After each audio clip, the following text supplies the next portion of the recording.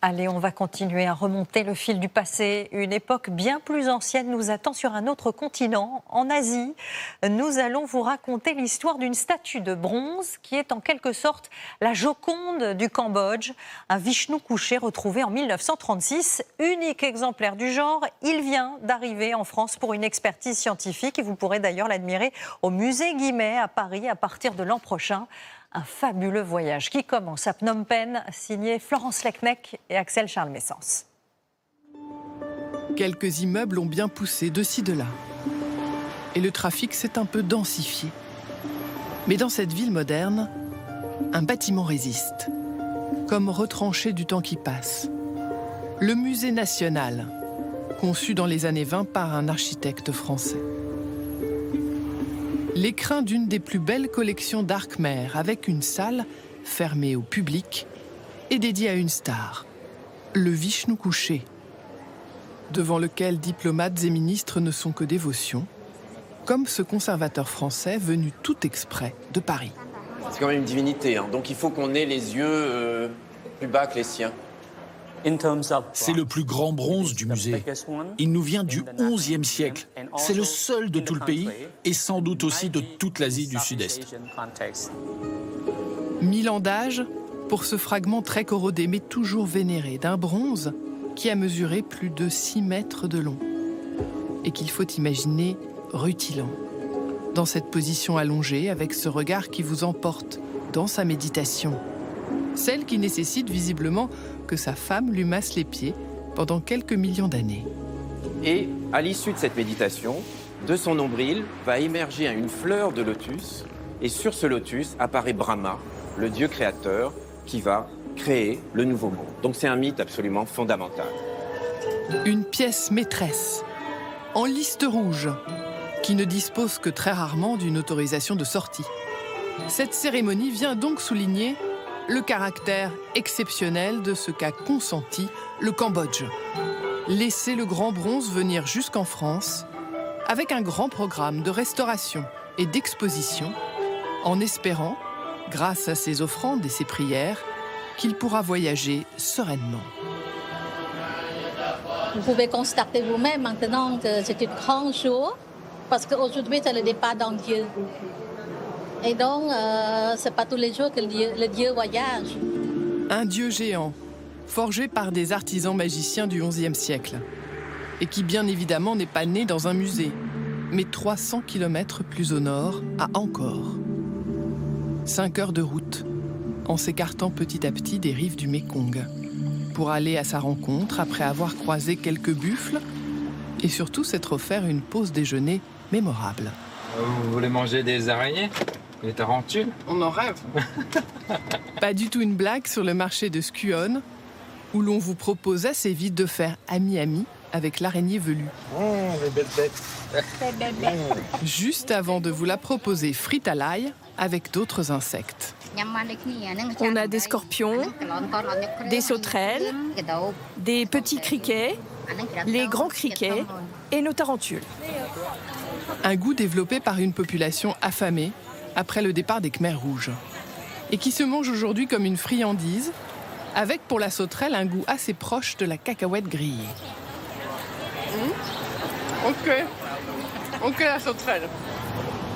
La nuit est tombée quand nous atteignions notre destination. Mais regardez ce qui nous attend au réveil.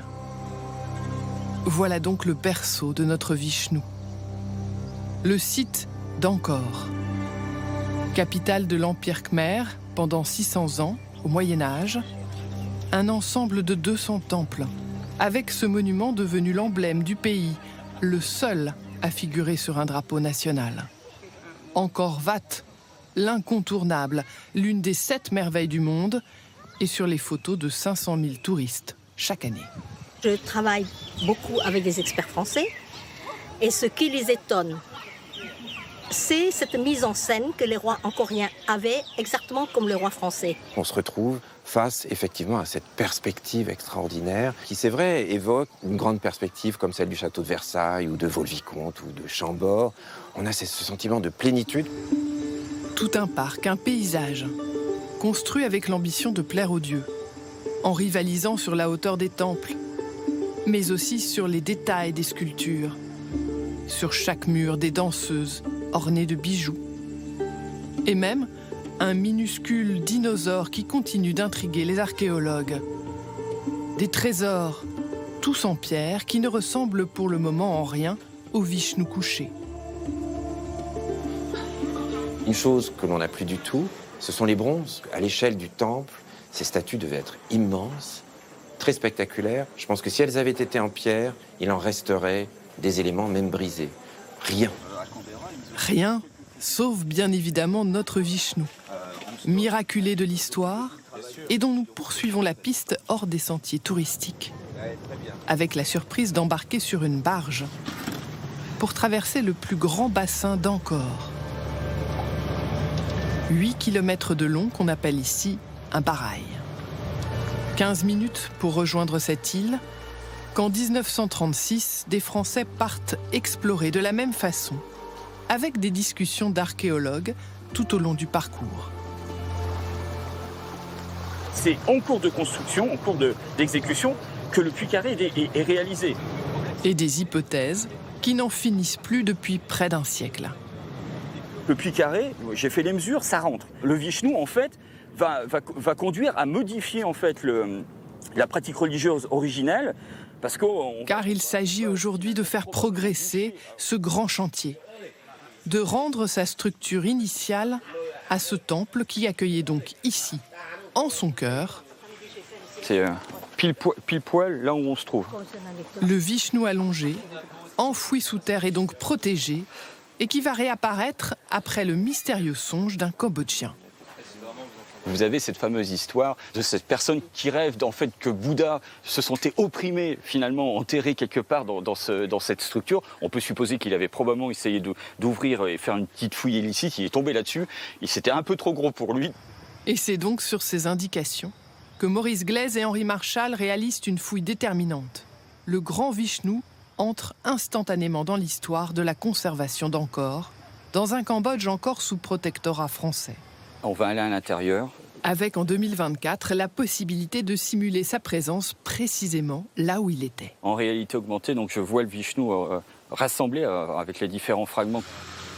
Aujourd'hui, bien évidemment, une autorité cambodgienne veille sur ce patrimoine. Mais la restauration du temple reste copilotée par les Français sur un chantier qui a connu de nombreux rebondissements. On était quand même sur un îlot complètement abandonné. Avec une jungle hostile et quasi impénétrable, qu'il a donc fallu dompter avant de pouvoir redessiner les contours du temple. Ils ont dû déjà créer des digues artificielles. Un défi technique qui a permis de remettre debout les gradins et même d'entreprendre la taille des pierres en restituant les motifs. Avec du grès tout neuf, qui va bientôt se patiner pour prendre la couleur orangée de l'ancien.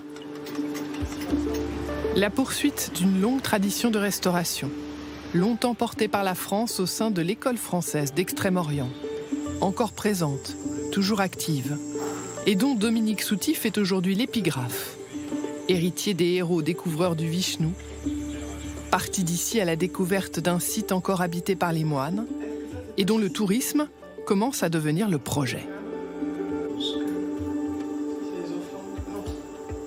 Il y a eu un accord qui a été trouvé avec les moines, un accord financier tout simplement, leur demandant de décaler sur le côté les pagodes, qui permettaient de dégager la vue du temple.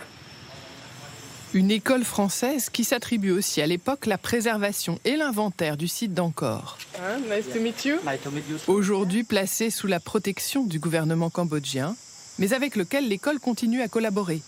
Ici, parmi des milliers de statues, sauvées des guerres et des pillages, et où l'on va découvrir la plus grande restauration du moment.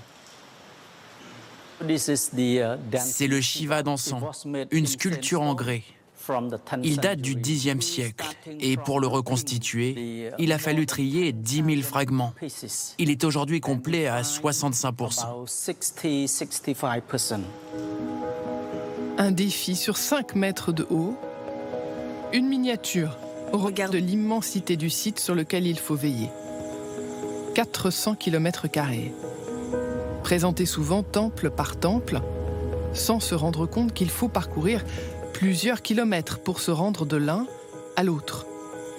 Plusieurs kilomètres qui en font aussi le lieu idéal d'une balade de fin de journée.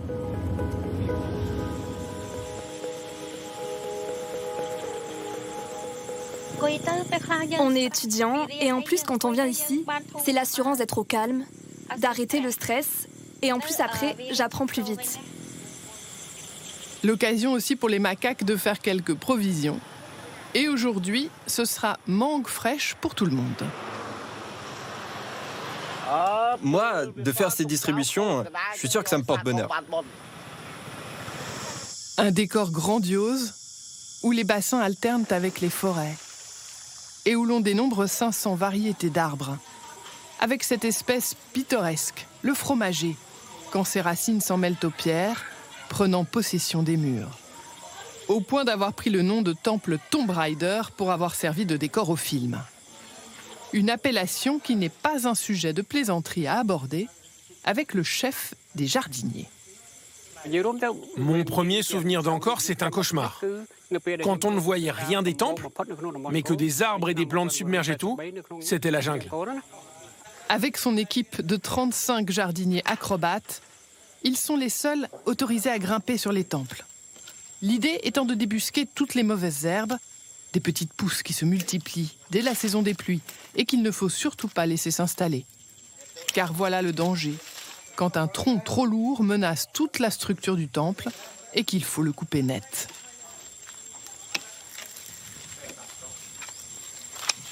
Je me sens comme le gardien du temple.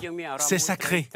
Ce sont mes ancêtres qui ont tout construit, mais je me sens très fier de pouvoir préserver leur travail. Retour à Paris, le Vishnu sacré aura profité de notre séjour à Angkor pour effectuer son voyage.